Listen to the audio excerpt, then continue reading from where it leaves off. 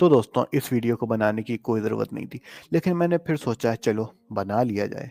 क्योंकि ये कुछ चीज़ें होती हैं, कुछ एक्सपीरियंस होते हैं जो कि मैंने देखा है जब लोग किसी रिलीजन में जाते हैं तो अपनी जर्नी बताते हैं, अपनी चीज़ें बताते हैं। तो मैं भी जब ओटाकू बना तो मुझे भी लगा मुझे अपनी लाइफ लॉन्ग जर्नी शेयर करनी चाहिए एनिमे वर्ल्ड वाली। तो ये कहानी शुरू होती है 2016 से। 2016 से पहले मैंने डोरेमोन, शिनचैन, निंजा हथौड़ी, हगेमारू ये सब देखे थे, लेकिन मैं इनको कार्टून समझ के ही देखा करता था। तो हुआ ऐसा कि हम लोगों के घर में टाटा स्काई कनेक्शन लगा। अब जब हमने टाटा स्काई लगवाया तो उसमें जो किड्स चैनल आते थे, उन किड्स चैनल के बीच में एक और चैनल आता था जो कि जापानीज लैंग्वेज में था। उस चैनल का नाम था एनिमैक्स। लिटरली आप लोग एनिमैक्स को जानते होंगे, और जो लोग एनिमैक्स के बारे में नहीं जानते या जिन लोगों ने उस टाइम पीरियड में एनिमैक्स को नहीं देखा, तो मैं उन लोगों को बता नहीं सकता कि उन लोगों ने कितनी अमेजिंग चीज़ मिस की है। और मैं तकरीबन दिन में 12 से 13 घंटे एनिमैक्स देखने लगा। ना कि सिर्फ एनिमैक्स, बल्कि जो शोज उनके होते थे कि रात में नैप्स उड़ाते थे। तो मैं कुछ एनिमे तो ऐसे थे जिनके मैं सुबह भी देखता था और फिर शाम को भी देखता, मतलब 2-2 3-3 बार जो रिपीट होते थे एक साइकिल में, मैं वो सारे के सारे एपिसोड्स देखता था। अब मैं कुछ शोज़ का नाम बताऊँ। सबसे पहले जो मैंने उस पे शोज़ देखा था वो था ब्लैक बुलेट, नारुतो, ब्लीच और फेरी टेल, और पांचवा कौन सा था, एक और आता था, हाँ, डूरारारा। मुझे अब भी याद है, इतने कमाल के शोज़ लगते थे ना कि मैं बिंज वॉच करता था। मतलब एक सीरीज को बिंज वॉच नहीं कर सकता, लेकिन पूरे चैनल को बिंज वॉच करता था। लाइक सुबह से शाम, शाम से रात, सुबह से शाम, शाम से रात, पूरे टाइम जब भी स्कूल से घर आना होता आता था, टीवी के सामने बैठ जाता था और एनिमैक्स लगा लेता था और चलता जाता था। एनिमैक्स का मेरा एक्सपीरियंस कैसा रहा, क्या रहा, मैं फिर कभी और शेयर करूंगा। कि जितना भी रहा कमाल करा, मैंने करीब 50 एनिमे देखे उसके ऊपर, एक से एक बेहतरीन कमाल के। तो उसी टाइम से मैं एक एनिमे फैन बन गया था। जब भी मैं गूगल पे, उस टाइम अनलिमिटेड इंटरनेट तो था नहीं कि हम ऑनलाइन आके एनिमे देख सकें, तो मैं ऐसे ही गूगल के ऊपर सर्च मारता था, तो मुझे पता लग चुका था कि कार्टून अलग है और एनिमे अलग है। तो हुआ ऐसा, कुछ टाइम आया, शायद 2017, एक दिन मैंने चैनल बदलते बदलते स्कूल से आया और जैसे मैं ये एनिमैक्स लगाता, मेरी हॉबी थी, तो मैंने एनिमैक्स को लगा लिया। लेकिन दोस्तों आपको पता है मैंने क्या देखा, लोगों के ऊपर एनिमैक्स का था चैनल के ऊपर, लेकिन उसके ऊपर चल कार्टून रहा था। मेरे पैरों तले जमीन खिसक गई। मैंने देखा ये क्या हो रहा है, एनिमैक्स है। तो मुझे पहले पहले पता ही क्या लगा कि उस टाइम पे ऐसा था कि एनिमे चैनल्स इंडिया के अंदर नहीं चलते थे, धीरे धीरे सबसे एनिमे हटता जा रहा था, तो एनिमैक्स ही बचा। तो मुझे लगा कि हाँ ये भी चेंज कर रहे हैं, थोड़े बहुत कार्टून भी दिखाएंगे, एनिमे भी दिखाएंगे। तो मैंने पूरे दिन बैठ के बिंज वॉच किया, इंतज़ार में कि अब ख़त्म हो, अब एनिमे शुरू हो, अब कोई एनिमे शुरू हो, अब कोई एनिमे शुरू हो। लेकिन एनिमे शुरू नहीं हुआ, बल्कि ये चीज़ पता लगी कि ये कुछ दिनों बाद, 2-3 दिन बाद, सोनी ये से रिप्लेस हो जाएगा। इसीलिए वो इतनी बड़ी कमीनापंती कर रहे थे कि जो एनिमैक्स देखने वाले हैं उनको एनिमैक्स का लोगो चिपका के अंदर सोनी ये के शोज दिखा रहे थे, ताकि वो अगर बैठे देखें तो उनको ये पसंद आ जाए।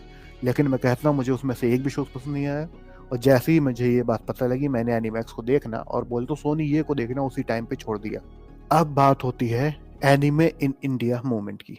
तो एनिमे इन इंडिया मूवमेंट चला, मुझे पता है कि यूजुके बाका, इंडियन एन ब्रोस, इंडियन वो anime team talk, anime lady, और भी थे यहाँ पे। मुझे याद है मैं यूजुके बाका से बात कर रहा हूँ ऑनलाइन, और हमारे नासु भाई, मतलब इंडियन एनिमे ब्रोस से।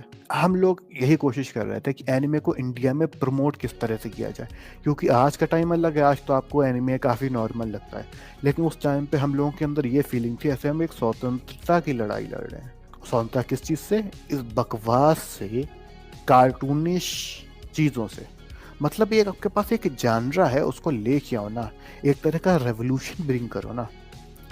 हम लोगों को पूरा अंधेरा दिखाई दे रहा था, लेकिन हम लोगों ने उम्मीदें नहीं छोड़ी। फिर हम लोग चैनल चला रहे थे, मेरा भी चैनल हुआ करता था पहले। तो हुआ ये कि मेरे करीब 2,500 के करीब सब्सक्राइबर रहे होंगे, और 2,500 सब्सक्राइबर उन दिनों में काफ़ी बड़ी बात होती थी, क्योंकि हमारे पास एनिमे की ऑडियंस नहीं थी। क्योंकि उस टाइम पे जो बड़े बड़े यूट्यूब चैनल भी थे एनिमे वाले, उनके भी 10,000 से ज़्यादा सब्सक्राइबर्स नहीं थे, जैसे विक्सर हो गया या कोई भी हो गया, उस टाइम पे नहीं थे। मैंने एक एनिमे को प्रमोट करने के लिए एक वीडियो बनाई थी, उसमें मैंने ड्रैगन बॉल सुपर के कुछ क्लिप्स यूज़ कर ली थी। और हुआ ये, पहले एक स्ट्राइक आई, फिर दूसरी आई। काफ़ी ज़्यादा बुरा लगता है कि आपने इतनी ज़्यादा मेहनत की है। मुझे लग रहा था मैं कुछ उनका क्लिप्स चुरा के दिखा भी नहीं रहा हूँ, मैं सिर्फ उनके कंटेंट को प्रमोट कर रहा हूँ, उसके बाद भी वो लोग मुझे स्ट्राइक्स पे स्ट्राइक्स क्यों दे रहे हैं। तब उस टाइम पे मुझे एनिमे की डार्क साइड के बारे में नहीं पता था, जो कि मैं किसी और वीडियो में कवर करूंगा। तो हुआ ये, जो मुझे स्ट्राइक्स आई थी वो टोई एनिमेशन की तरफ से आई थी, वही एनिमेशन स्टूडियो जिसने ड्रैगन बॉल जी और वन पीस जैसे एनिमे बनाए हैं। मैंने अपने स्कूल में 3 एनिमे फैंस बनाए अंदर, और मैंने अपने शहर के अंदर कई सारे एनिमे फैंस बनाए जो कि आज तक एनिमे देखते हैं। हुआ ये कि धीरे धीरे करके लाइफ भी बिजी हो गया और यूट्यूब कम्युनिटी से नाता टूट गया, और मैं एनिमे देखने लगा ऑनलाइन। तो एनिमे देखते देखते अब मैंने काफ़ी सारे एनिमे देख लिए। अटैक ऑन टाइटन उस टाइम पे मेरा फेवरेट है, और मुझे लगता है कि हर एक इंसान को एनिमे ज़िंदगी में एक बार ज़रूर देखना चाहिए। एटलीस्ट ट्राई करके तो देखो, इतना ज़्यादा हेट किस लिए है। खैर, आज के फैंस के बारे में मैं क्या ही बताऊँ। मुझे लगता है कि हाँ, ऐसे कुछ परसेंटेज है जो कि एनिमे को उस ढंग से लेती हैं जैसे हमने लिया था, लेकिन काफ़ी सारी जनरेशन क्या कहें, हम कोई बूढ़े तो हैं नहीं। काफ़ी सारे परसेंटेज आजकल के न्यू एनिमे फैंस ऐसे हैं जिनको एनिमे से घंटा फर्क नहीं पड़ता। वो एज अ इंटरटेनमेंट देखते हैं, उनको रेवोल्यूशन के बारे में कुछ नहीं पता, उनको एनिमैक्स के बारे में कुछ नहीं पता। उसको एनिमे इन इंडिया की वो जद्दोजहद जो यूट्यूबर्स ने की थी, छोटे से बड़े, मतलब चाहे जैसा भी योगदान कहें, जिसमें कि कुछ तो बहुत बड़े बड़े यूट्यूबर्स का योगदान है हमारे एनिमे इन इंडिया के लिए, जैसे एम टॉक्स हो गए, और भी ऐसे हैं जिन्होंने लिटरली जाके लोगों से बात की, फेस टू फेस बात की, ऑनलाइन कनेक्ट हुए, और ये पॉसिबल हुआ कि एनिमे मूवीज आए और थिएटर्स में लगे।